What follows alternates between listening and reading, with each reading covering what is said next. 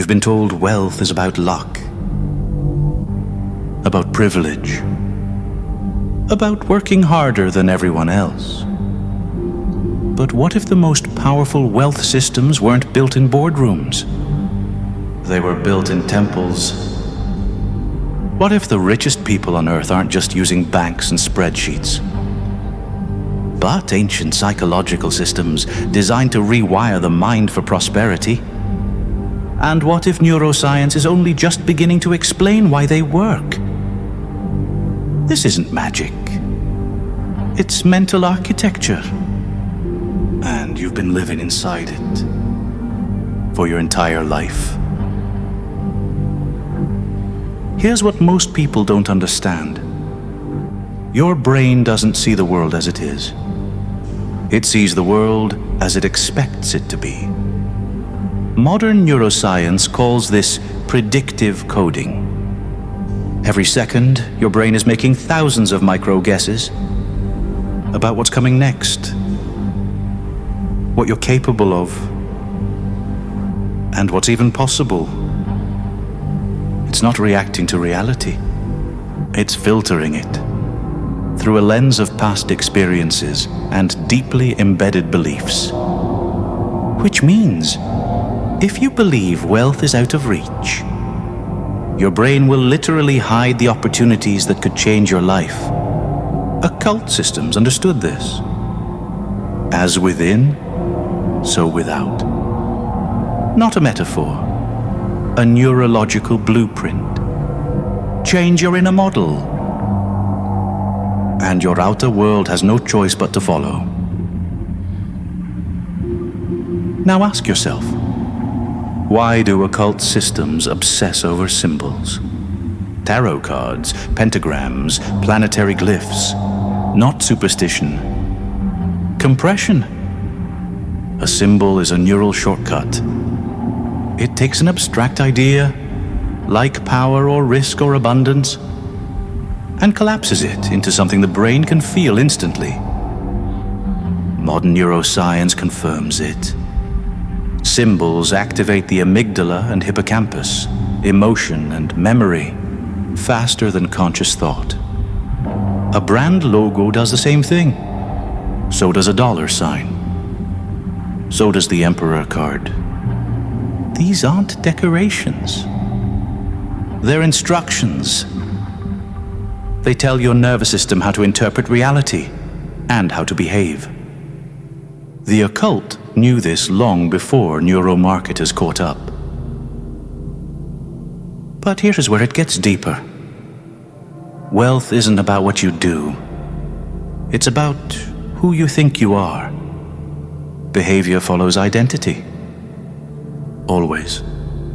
If you see yourself as poor, unworthy, unlucky, out of place, your actions will mirror that belief. You'll take fewer risks. You'll self-sabotage. This isn't weakness. It's programming. The brain's default mode network constructs a story about who you are. That story becomes your filter, your prison, or your path. The occult dealt in archetypes. The magician, the emperor, the king. Not fantasy. Symbolic identities, designed to upgrade the self-image. To say, you are not small. You are not powerless. You are not cursed. You are a builder of worlds. And when your nervous system believes that, wealth starts to behave differently around you. Think about this. What's the one thing you spend every day that you can never get back? Not money, attention. Your brain has a built-in filter called the reticular activating system, or RAS. Its job is to decide what gets through and what gets ignored. There are millions of data points hitting your senses every second. You only notice the ones that match your goals, your fears, and your identity. So if you believe wealth isn't for you, your RAS will literally edit out the chance encounters, ideas or actions that lead there. This is why people can hear the same advice, read the same book, walk the same street, and only one of them comes out rich. The RAS is trained by what you focus on, and occult systems knew that. They trained focus. They set intention. They taught people to command their own perception. Today, we call that mindset training. Back then it was called Magick. Same effect, different language. You've probably heard that dopamine is about pleasure. It's not. Dopamine is about pursuit. It's the fuel that drives you toward a future you believe in. And here's the key. Dopamine is released before you get the reward. It's not about having money. It's about anticipating wealth. Believing it's coming. Acting as if it's inevitable. That belief creates a biochemical loop. Anticipation, motivation, action, feedback, more anticipation. Break the loop and ambition dies. Reinforce it, and you become unstoppable. Occult systems tapped into this loop long ago. Visualization, charged desire, emotional conviction. Modern neuroscience calls it incentive salience. Same circuit, same fire. But now we know which parts of the brain light up and how to train them. Let's go deeper. Belief isn't just an opinion, it's a wiring. A belief is a neural network, strengthened through repetition, emotion, and identity alignment. That's why facts don't change beliefs. Stories do. Symbols do.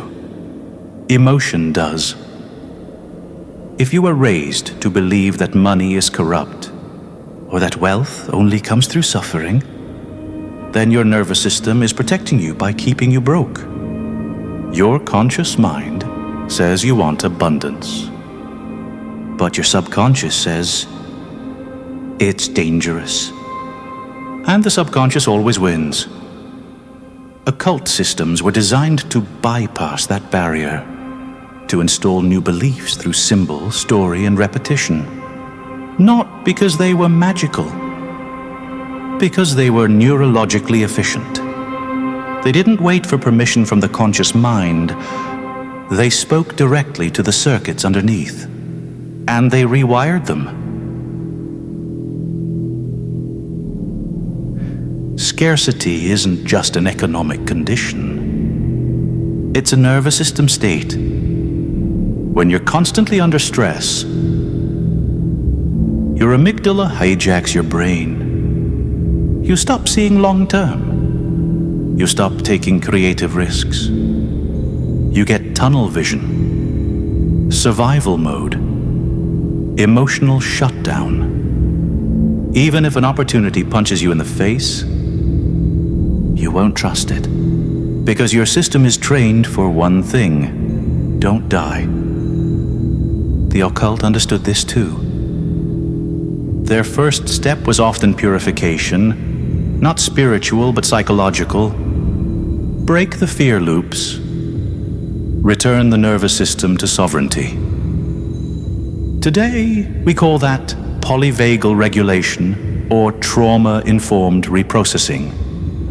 They called it banishing demons. But they meant fear, guilt, learned helplessness, same battle, same brain. You might wonder, if all this is real, why don't we learn it in school? Because this knowledge has always been dangerous. The ability to reprogram your own mind, to shape attention, sculpt identity, and command belief. That's power. And power has never been evenly distributed. The temples guarded it. Then the churches. Then the corporations. Now it's embedded in branding, media, and algorithms. Telling you what to want, what to fear, what you're worth. This isn't conspiracy. It's behavioral economics. It's mimetic warfare. That's psychology as social control. You're being programmed. Every scroll, every advertisement, every slogan. So the only question is, are you the author or the script? Let's wrap this up. The occult wasn't nonsense. It was neuroscience, encrypted in metaphor. It taught that reality is malleable, that belief shapes perception, that identity governs action, that symbols speak to the soul because they bypass the ego. Wealth isn't magic, but the path to it might feel magical when you finally understand how your mind works, because once you see it, you can't unsee it. Now here's your turn. Which belief about money, success, or your own worth do you think has been running in the background, unchallenged? Write it below. Expose the old code. That's how you start to overwrite it. Until next time.